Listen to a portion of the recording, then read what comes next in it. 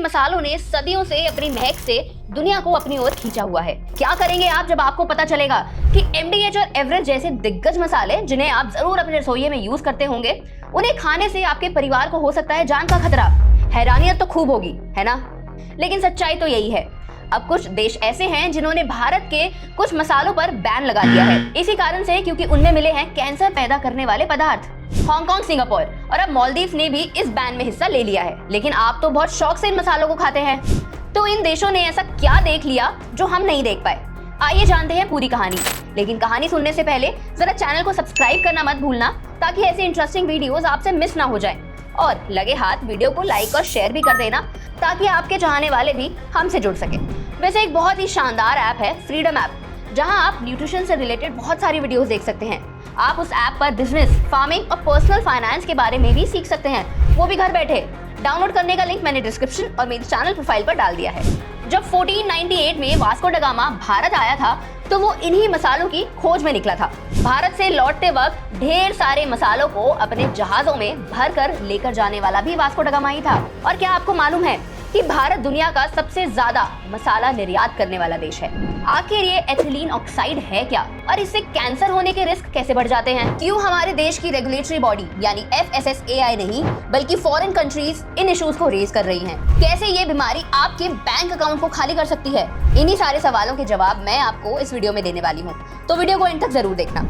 हालांकि ये पहली बार नहीं है कि इंडियन फूड ब्रांड्स को बाकी देशों ने स्क्रूटिनी में डाला है। पतंजलि, मैगी, हल्दीराम, कुछ ऐसे ब्रांड्स हैं जिनके ऊपर भी फूड क्वालिटी को लेकर इल्जाम लगे हैं। और यही हो रहा है अब एमडीएच और एवरेस्ट के मसालों के साथ। सिंगापुर और हांगकांग ने इंडियन ब्रांड्स एमडीएच और एवरेस्ट मसालों के ऊपर क्वालिटी कंसर्न्स जताए हैं और कहा है कि कुछ मैंडेटरी टेस्टिंग के लिए भेजा जाएगा। भारत ने फिस्कल ईयर 2022 और 2023 में पूरे 32,000 करोड़ के स्पाइसेस का एक्सपोर्ट किया था। मिर्च, जीरा, स्पाइस ऑयल, हल्दी, इलायची कुछ ऐसे स्पाइसेस हैं जिनका सबसे ज्यादा निर्यात हुआ। अच्छा चलिए और डिटेल में समझते हैं। 5 अप्रैल 2024 को हांगकांग के सेंटर फॉर फूड सेफ्टी ने एक प्रेस रिलीज पब्लिश किया था, जहां उन्होंने स्टोर्स पर से कुछ मसालों के सैंपल्स लिए। फिर फूड सर्विलेंस प्रोग्राम में टेस्ट करने के बाद साइंटिस्ट को इन सैंपल्स के अंदर मिला एथिलीन ऑक्साइड, जिससे एक एविडेंस मिला कि इससे कैंसर हो सकता है। तो कौन से थे वो मसाले जिनमें एथिलीन ऑक्साइड पाया गया? वो मसाले थे एमडीएच का सांबर मसाला, करी पाउडर मसाला और मद्रास करी मसाला, और एवरेस्ट का फिश करी मसाला। हांगकांग की एजेंसीज ने इन मसालों को यूज करने के लिए सख्त मना किया और कहा कि एथिलीन ऑक्साइड के यूज से इमीडिएट इफेक्ट पर तो कोई असर नहीं दिखता है, लेकिन लॉन्ग टर्म यूज करने पर इसे कैंसर हो सकता है। इसके बाद सिंगापुर की फूड एजेंसी ने भी अपनी प्रेस रिलीज में ये बात बोली कि इंडिया के इन मसालों में एथिलीन ऑक्साइड होने के कारण इसे खाने में इस्तेमाल नहीं करना चाहिए और इसके बेचने पर भी रोक लगा दी। आखिर क्या है ये एथिलीन ऑक्साइड? रूम टेम्परेचर पर एथिलीन ऑक्साइड एक गैस होती है जिसे एंटी फ्रीजिंग के लिए यूज किया जाता है। इसे एंटी कूलेंट भी बुलाया जाता है, जिसे गाड़ियों में डाला जाता है ताकि गाड़ी ठंडे टेम्परेचर में फ्रीज ना हो जाए। थोड़ी क्वांटिटी में इसे पेस्टिसाइड्स और माइक्रो ऑर्गेनिजम्स को मारने के लिए भी यूज किया जाता है, और सेम इसे मसालों को स्टेरिलाइज करने के लिए भी यूज किया जाता है। तो यहाँ सिंगापुर की फूड रेगुलेशन में कहा कि मसालों को स्टेरिलाइज करने के लिए एथिलीन ऑक्साइड का यूज किया जा सकता है, लेकिन बहुत ही लिमिटेड क्वांटिटी में। अब ये बहुत ही सीरियस मुद्दा है, क्योंकि इन मसालों का इस्तेमाल देश के करोड़ों लोग अपने घर में करते हैं। एक और हैरान करने वाली खबर तब आई जब पता चला कि नेस्ले की असली सच्चाई क्या है, कि कैसे नेस्ले अपने बेबी फूड प्रोडक्ट्स को बेच रहा है हमारे देश में। 2 एनजीओस ने इस बात को बाहर निकाला कि क्या नेस्ले के बेबी प्रोडक्ट्स जैसे सेरेलैक और निडो सेफ हैं। इन एनजीओस ने अपनी रिसर्च में क्या पता किया कि नेस्ले के 94% प्रोडक्ट्स में एडेड शुगर पाई जाती है, जो डॉक्टर्स के अकॉर्डिंग छोटे बच्चों के लिए काफी खतरनाक होती है। लेकिन यहाँ इस कंपनी का दोगलापन ये है कि इन्होंने एडेड शुगर वाला पार्ट अपनी खुद की वेबसाइट पर अनसेफ बताया हुआ है फॉर चिल्ड्रन। और ऐसा नहीं है कि जितने भी देशों में इनके प्रोडक्ट्स जाते हैं उन सभी में एडेड शुगर है। यूके और जर्मनी में जो प्रोडक्ट्स जाते हैं उनमें कोई शुगर नहीं मिला होता, लेकिन इंडिया में आने वाले प्रोडक्ट्स में 2.2 ग्राम्स ऑफ शुगर मिला, और साउथ अफ्रीका में 4 ग्राम्स और थाईलैंड में 6 ग्राम्स। आखिर भारतीय फूड आइटम अक्सर विदेश में निशाने पर क्यों रहते हैं? क्यों ये एडेड शुगर खतरनाक है?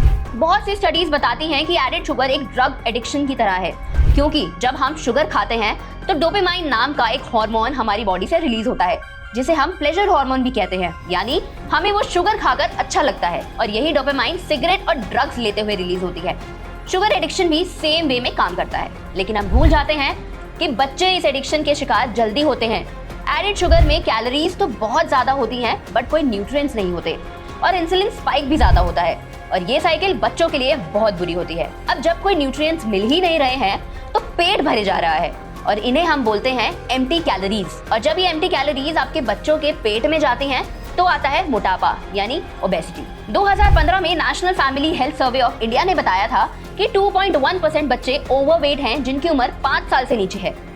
अब अगर बाहर की कंपनीज हमारे देश में आकर ऐसा कर रही हैं तो इसमें गलती किसकी है, हमारे देश की या उनकी?